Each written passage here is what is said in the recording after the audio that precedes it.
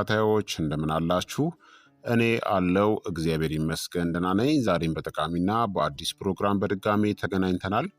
በዛሬው የጤና ፕሮግራማችን ላይ የምንመለከተው ማታ ላይ በፍጹም መመገብ የሌለባችሁ ፍራፍሬዎችን በዚህ ቪዲዮ ላይ እነግራችኋለሁኝ። እንቅልፋችሁን፣ የምግብ መፈጨትን ወይም ደግሞ ሜታቦሊዝም ላይ የሚያሳድሩትን ተጽዕኖን እነግራችኋለሁኝ።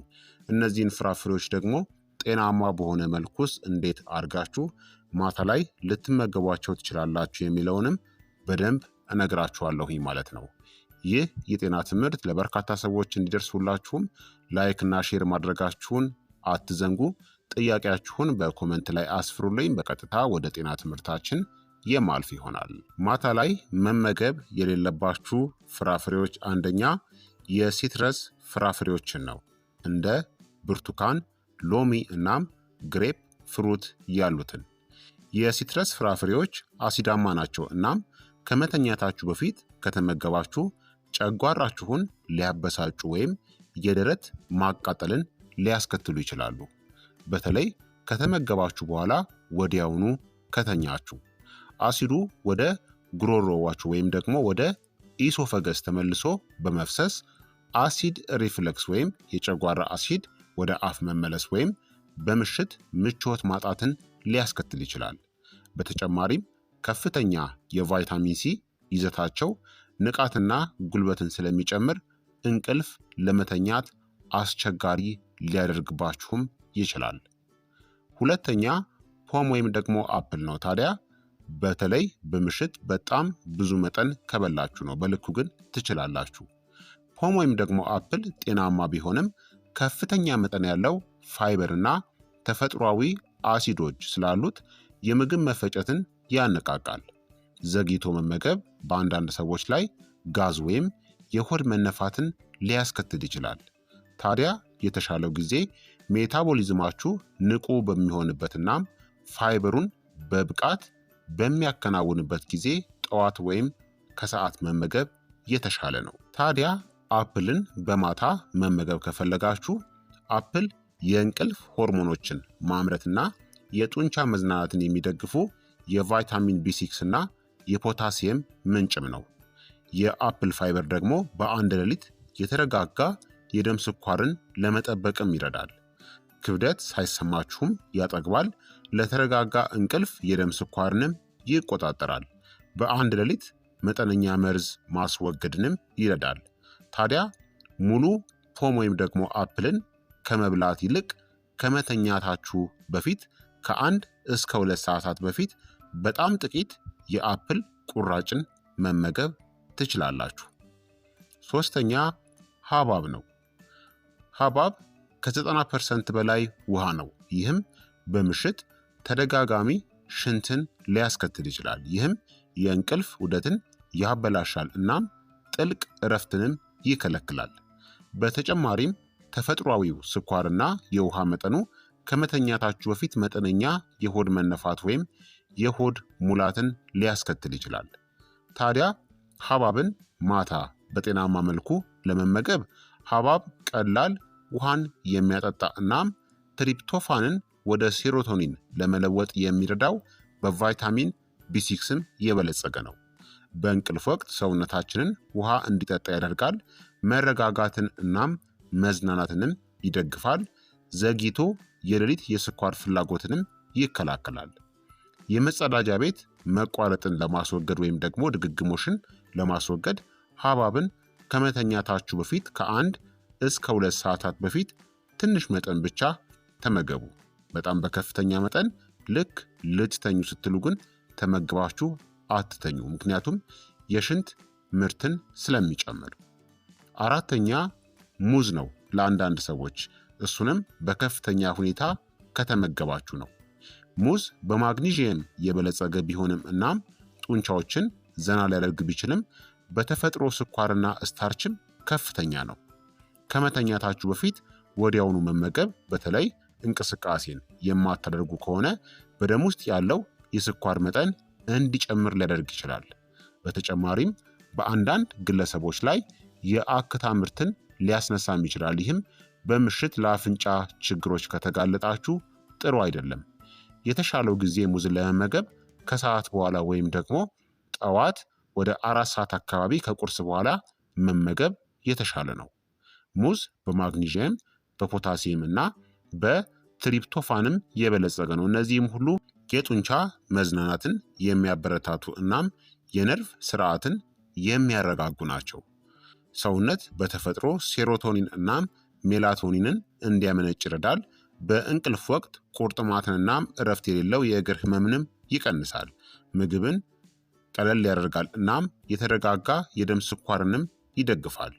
ሙዝን ማታ መመገብ ከፈለጋችሁ ግማሽ ሙዝ ብቻ ተመገቡ ወይም ከሙቅ ወተት ወይም ከአልመንድ ወተት ጋር አዋህዱት። ነገር ግን ልትተኙ ስትሉ በጣም በርከት ያለ 1-2 ሙዝን ከመመገብ ተቆጠቡ። 5ኛ ወይን ነው፣ በብዛት ከሆነ ማለት ነው። ወይን በተፈጥሮ ስኳሮች በፍሩክቶስና በግሉኮስ የበለጸገ ነው እናም የእንቅልፍ ስሜትን ሊያዘገይ የሚችል ፈጣን የኃይል መጨመርንም ሊሰጠን ይችላል። በተጨማሪም የምግብ መፈጨት ከቀዘቀዘ በአንጀት ውስጥ በአንድ ሌሊት ሊፈላም ይችላል። ይህም ሆድ መነፋት ወይም ደግሞ ጋዝን ያስከትላል። ወይንን ጤናማ በሆነ መልኩ ማታ መመገብ ከፈለጋችሁ ወይን በተለይ ጥቁር የሆኑት አነስተኛ መጠን ያለው ሜላቶኒንን ይይዛሉ። በመጠኑ ሲበሉ በተፈጥሮ በፍጥነት ለመተኛት ሊረዱ ይችላሉ። የሜላቶኒን መጠንን ይጨምራል፣ ሰውነትን በተፈጥሮ ያዝናናል፣ በምተኙበት ጊዜ ሴሎችን የሚጠግኑ አንቲኦክሲዳንቶችንም ይሰጣል። ከመጠን በላይ ታዲያ ስኳርን ለማስወገድ ብዙ ሳይሆን እስከ 5 ፍሬ የወይን ፍሬዎችን መመገብ ትችላላችሁ፣ ከመተኛታችሁ ከ1 ሰዓት በፊት ማለት ነው። 6ኛ አናናስ ነው። በብዛት ከሆነ አትመገቡ። አናናስ አሲዳማ ነው እናም የምግብ መፈጨት እንቅስቃሴን የሚጨምር ብሮሜላይን የተባለ ኢንዛይምን ይዟል። ይህ ዘግይቶ ከተበላ ምቾት ማጣት፣ አሲድ ሪፍለክስ ወይም ደግሞ የምግብ አለመፈጨትንም ሊያስከትል ይችላል። በተጨማሪም አነቃቂ ባህሪያቱ ዘና ከማድረግ ይልቅ የበለጠ ንቁ እንድትሆኑም ሊያደርጋችሁም ይችላል። ታዲያ አናናስን በጤናማ መልኩ ማታ ላይ ለመመገብ አናናስ እንግዲህ በተፈጥሮ የሜላቶኒን መጠንን ይጨምራል እናም የሴሮቶኒን ለውጥንም ያሻሽላል። በተጨማሪም ከባድ ሳይሆን ውሃን የሚያጠጣ እናም የሚያድስ ስሜትንም ይፈጥራል። የእንቅልፍ ሆርሞን ምርትንም ያበረታታል። የጡንቻ ማገገምን እናም መዝናናትንም ይደግፋል። ምግብን በቀስታ እንዲዋሃድም ይረዳል። ታዲያ ማታ መመገብ ከፈለጋችሁ የታሸገ ሳይሆን ትኩስ አናናስን በጥቂቱ ተመገቡ። አብዝታችሁ አትመገቡ። ከመተኛታችሁ ከ1 እስከ 2 ሰዓታት በፊት በጣም በጥቂቱ መመገብ ትችላላችሁ፣ ግን ልትተኙ ስትሉ አትመገቡ። 7ኛ ማንጎ ነው። ማንጎ ከፍተኛ የተፈጥሮ የስኳር ይዘት አለው። ይህም ፈጣን የኃይል መጨመርን ሊያስከትልናም በምሽት የኢንሱሊን ሚዛንን ሊያስተጓጉል ይችላል።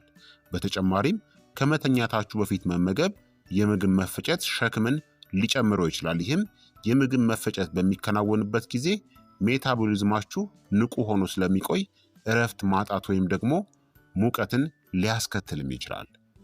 8ኛ የደረቁ ፍራፍሬዎች ናቸው። እንደ ዘቢብ፣ ቴምር ያሉትን የደረቁ ፍራፍሬዎች የተከማቹ የስኳርና የፋይበር ምንጮች ናቸው። ይህም ከመተኛታችሁ በፊት የምግብ መፈጨት ችግርን፣ የሆድ መነፋትን ወይም ደግሞ የስኳር መጨመርንም ሊያስከትሉ ይችላሉ።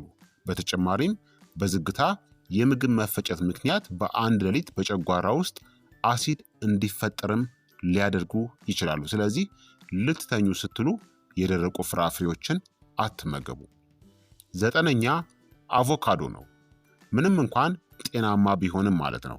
አቮካዶ በንጥረ ነገሮች የበለጸገ እናም ጤናማ ቅባቶች የበዙበት ቢሆንም እነዚያ ቅባቶች ለመዋሃድ ረዘም ያለ ጊዜን ግን ይወስዳሉ። ከመተኛታችሁ በፊት መመገብ የምግብ መፈጨትን ሊያዘገየው እናም ከባድ ወይም የመጥገብ ስሜት እንዲሰማችሁም ሊያደርግ ይችላል። የተሻለው ጊዜ አቮካዶን ለመመገብ ጠዋት ወይም ደግሞ ምሳ ላይ መመገብ ለቀኑ የተረጋጋ ኃይልን ይሰጣችኋል። በአጠቃላይ ማታ ላይ መመገብ የሌለባችሁ ፍራፍሬዎች ሲትረስ ፍራፍሬዎችን አትመገቡ፣ አሲዳማ ስለሆኑ የደረት ማቃጠልን ሊያስከትሉ ይችላሉ።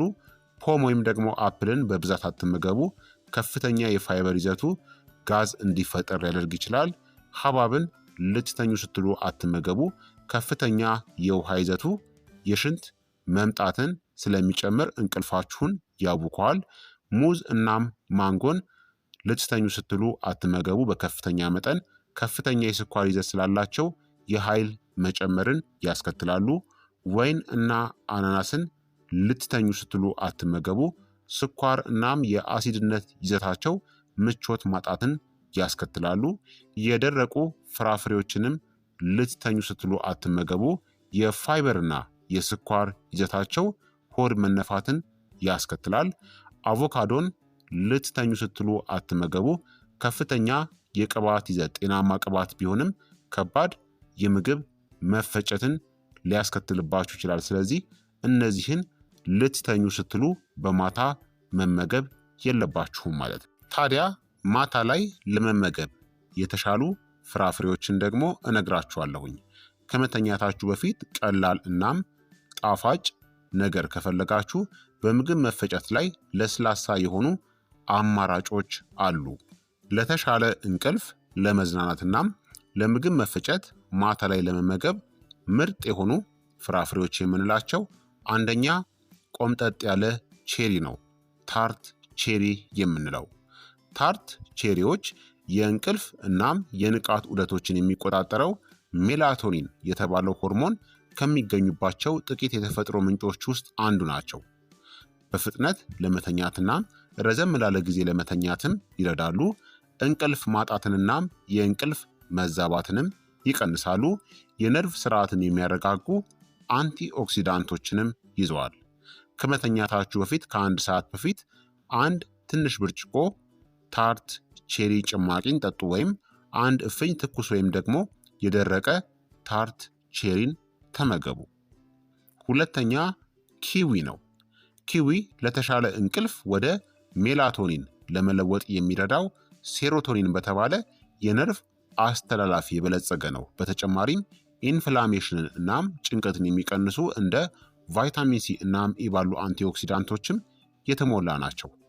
ጥቅሞቹም የእንቅልፍ ጥራትና ቆይታን ያሻሽላሉ። አእምሮን እናም ጡንቻዎችን ዘና ለማድረግም ይረዳል። በተፈጥሮ ኢንዛይሞቹ ምክንያት የምግብ መፈጨትንም ይረዳል።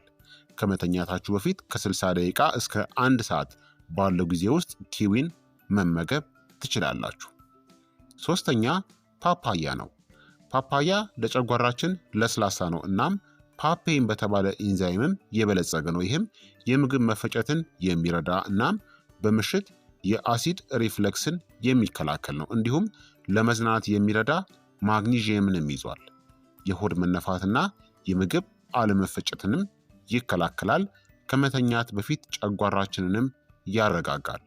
በአንድ ሌሊት ሴሎችን የሚከላከሉ አንቲኦክሲዳንቶችንም ይሰጣል። ከመተኛታችን በፊት ከ30 እስከ 1 ሰዓት በፊት ግማሽ ኩባያ የበሰለ ፓፓያን መመገብ ትችላላችሁ። አራተኛ ዘይቱና ነው። ዘይቱና በቫይታሚን ሲ እናም በማግኒዥየም ከፍተኛ ነው። እነዚህም የነርቭ ስርዓትን ለማረጋጋት እናም የጭንቀት ሆርሞኖችን ለመቀነስም ይረዳሉ። እንዲሁም የምግብ መፈጨትን ያሻሽላል። በምሽት የሆድ መነፋትንም ይከላከላል። ከመተኛት በፊት ጭንቀትንናም ፍርሃትንም ይቀንሳል።